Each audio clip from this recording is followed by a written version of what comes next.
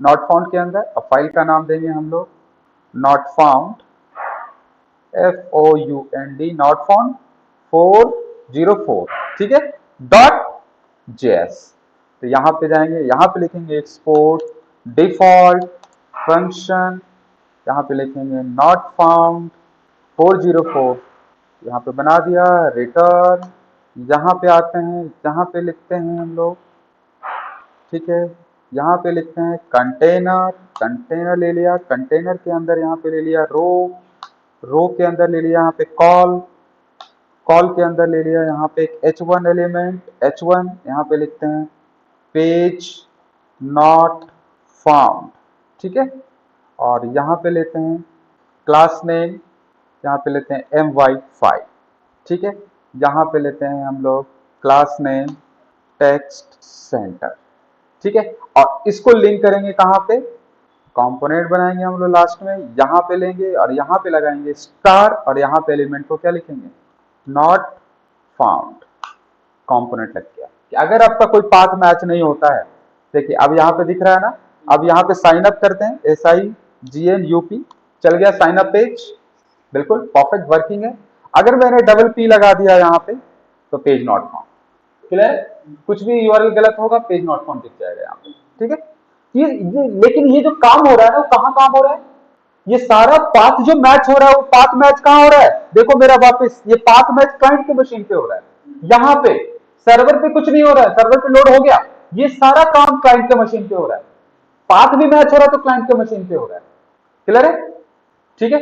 तो ये 3 पेज मेरा हो गया। अब देखो यहाँ पे समझिएगा मैं कैसे कैसे काम कर रहा हूं, बस वो आपको आइडिया हो जाए। सबसे पहले लॉगिन और साइन अप करेंगे हम लोग। अब देखो, अब हम लोग डैश, आप लोग लेआउट बनाया था ना, याद होगा लेआउट। अब जो हेडर 1 में है ना, उसको कॉपी पेस्ट कर लेते हैं और सीधे कहां डाल देते हैं, इस वाले हेडर पे, ठीक है, क्योंकि लोगो तो वहां चाहिए बट यहाँ पे लॉगिन साइन अप नहीं चाहिए, ठीक है ना, यहाँ पे लॉग आउट चाहिए। तो यहाँ पे क्या नाम देंगे हम लोग, लॉग आउट, ठीक है, और यहाँ पे क्या लिखेंगे, हाय यूजर, ठीक है, क्या लिखेंगे, हाय यूजर, और यहाँ पे सेम लिंक होगा। तो हेडर भी बन गया। अब हम लोग डैशबोर्ड कंपोनेंट पे चलते हैं। डैशबोर्ड के अंदर एक फोल्डर बना, एक फाइल बनाते हैं जिसका नाम देते हैं डैशबोर्ड डॉट जेएस, और यहाँ पे लिखते हैं एक्सपोर्ट डिफॉल्ट फंक्शन, और यहाँ पे लिखते हैं डैशबोर्ड, ठीक है, POART डैशबोर्ड। स्टार्ट किया, यहाँ पे लिखा है रिटर्न, यहाँ पे लिखा है ऐसे, और इसको स्टार्ट किया, और यहाँ पे कौन सा पहले लगाया बताओ, हेडर, जो हम लोगों ने बनाया है। हेडर वाले को ओपन कर देते हैं, यहाँ पे है, ठीक है। तो डैशबोर्ड के अंदर आएगा मेरा हेडर, लेआउट हेडर 1 नहीं, हेडर 1 नहीं आएगा, यहाँ पे नाम चेंज नहीं किया मैंने, हेडर, हेडर लॉगिन कर दूं, नहीं ठीक है, हेडर कर, हेडर ही सही है। तो यहाँ पे क्या नाम देते हैं, हेडर आ गया, क्लियर, या डैशबोर्ड का भी हेडर आ गया। और डैशबोर्ड को भी हम लोग कहाँ लिंक करेंगे, ऐप डॉट जेएस में, सेम पाथ कॉपी पेस्ट, और ठीक इसके ऊपर यहाँ पे लगाएंगे, क्या लगाएंगे, डैशबोर्ड, और यहाँ पे लिखेंगे हम लोग डैशबोर्ड, ठीक है। डैशबोर्ड का भी हो गया, तो डैशबोर्ड भी चलेगा मेरा, ठीक है। और डैशबोर्ड के अंदर हम ऐसे लिख देते हैं, कहाँ है मेरा डैशबोर्ड, और इसके नीचे यहाँ पे लेते हैं कंटेनर, यहाँ पे लेते हैं कंटेनर, कंटेनर के अंदर लेते हैं यहाँ पे रो, है ना, रो, और रो के अंदर लेते हैं यहाँ पे कॉलम, और कॉलम के अंदर यहाँ पे लेते हैं H1। अभी फिलहाल के लिए ये हटा देंगे, हालांकि मुझे एक अलग तरीके से बनाना है पूरे एप्लीकेशन को, बस अभी समझने के लिए माई डैशबोर्ड, ठीक है। कॉल को इंपोर्ट नहीं किया, यहाँ पे लगाते हैं कॉल, ठीक है। अब आ जाओ, अब यहाँ पे चेक करते हैं कि मेरा डैशबोर्ड चलेगा कि नहीं। तो डैशबोर्ड परफेक्ट, हाई यूजर और लॉग आउट पेज दिख रहा है, माई डैशबोर्ड भी दिखेगा मुझे, ठीक है। साइन अप भी है, लॉगिन भी है, डैशबोर्ड भी है, ठीक है। इतना काम मेरा हो गया। तो डैशबोर्ड को भी क्लोज करते हैं, फिलहाल हेडर 1 को क्लोज करते हैं, हेडर का भी काम हो गया और साइन अप का भी काम हो गया, और ऐप डॉट जेएस का भी फिलहाल काम हो गया। तो मेरा राउट्स का काम खत्म है, इसका काम खत्म हुआ, और हम लोग को इसका भी काम खत्म हुआ, इसका भी हुआ, इसका भी हुआ। अब देखो, अब हम लोग क्या बना, अब मान लो कि किसी ने बोला कि आपको लॉगिन करने के बाद डैशबोर्ड खोलना है, तो मेरा ऑथ पार्ट क्या है, ये लॉगिन कर रहा है ना, ऑथ पार्ट ये लॉगिन कर रहा है, तो फॉर्म कहां बनेगा, यहाँ पे फॉर्म कहीं पे बनेगा।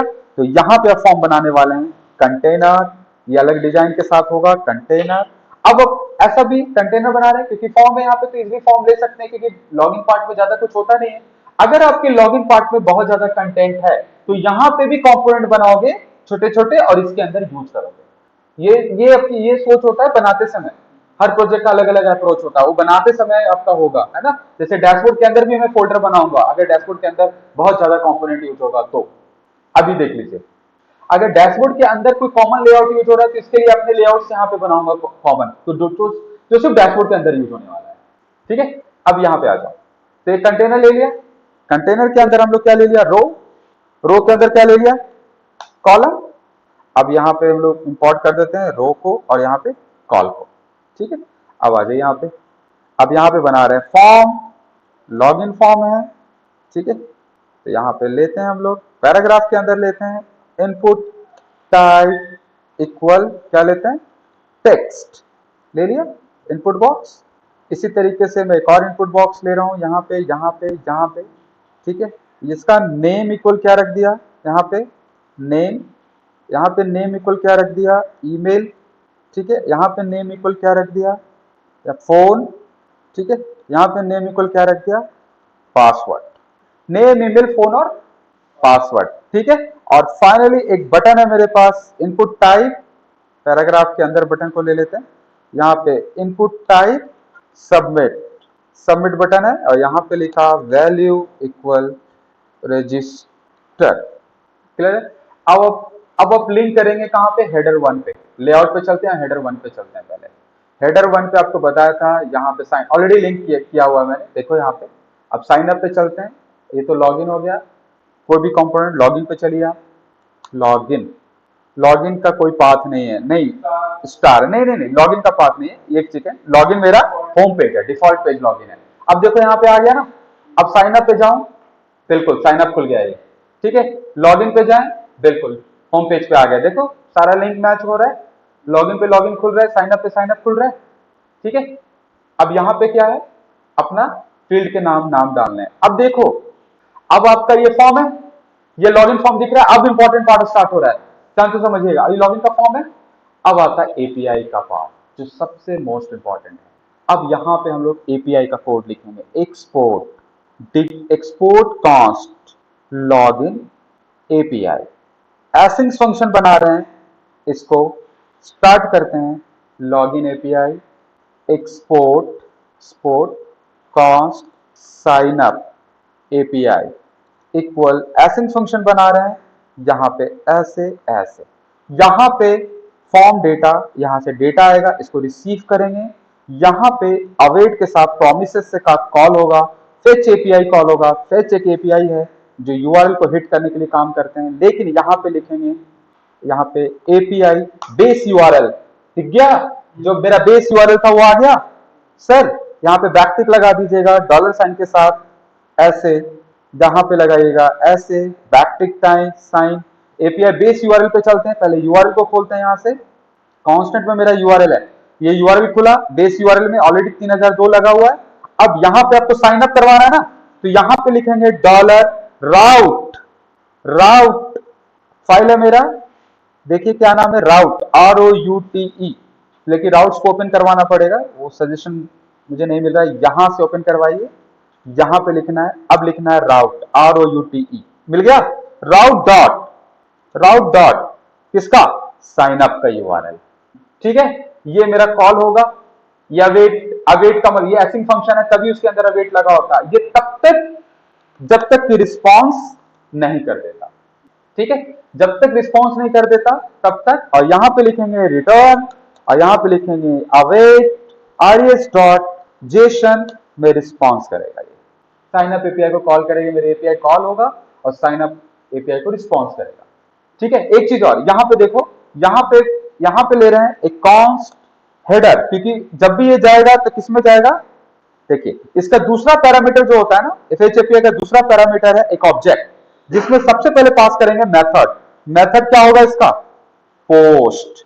ठीक है, मेथड क्या होगा मेरा, पोस्ट, उसके अंदर फिर होगा हेडर्स, हेडर्स के अंदर आएगा एक ऑब्जेक्ट, और यहां पे आएगा डबल कोट्स में कंटेंट टाइप, और यहां पे होगा एप्लीकेशन स्लैश जेसन, और डेटा यहाँ पे होगा मेरा डेटा, डेटा को बोलते हैं यहाँ पे बॉडी, यहाँ पे लिखेंगे बॉडी, यहाँ पे लिखेंगे जेसन डॉट स्ट्रिंगिफाई और यहाँ पे लिखेंगे फॉर्म डेटा।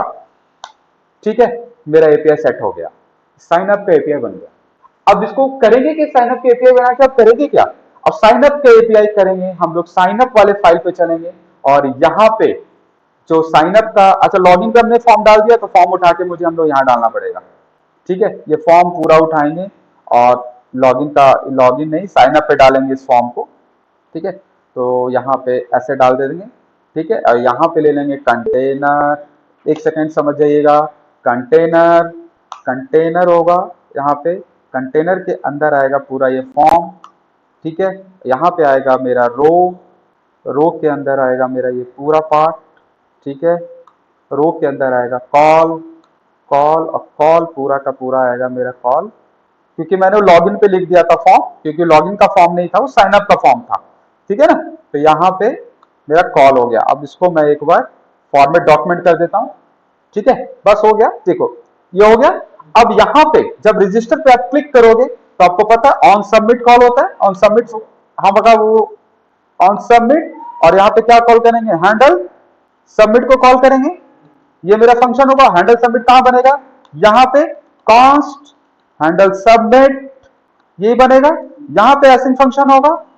ठीक है, यहाँ पे कॉल करेंगे, ये एसिंग फंक्शन होगा हैंडल सबमिट, और इसमें कॉल करेंगे किसको, एपीआई वाले फंक्शन को कॉल करेंगे, जिसका नाम होगा साइन अप एपीआई, और ये इसके अंदर पास करेंगे अपना फॉर्म डेटा जो स्टेट का होगा, अवेट, यहां से अवेट लगाएंगे और जो रिस्पॉन्स करेगा आरएएस वो इसमें स्टोर करेंगे, और यहां पे लिखेंगे if RAS dot status equal equal success, अगर आएगा तो आपका साइन अप सक्सेसफुल। ठीक है, ठीक है, अभी मैंने फॉर्म, अभी फॉर्म का पूरा पार्ट करूंगा, अभी फॉर्म में डेटा डाल के आपको पूरा साइन अप करके दिखाऊंगा। ठीक है ना।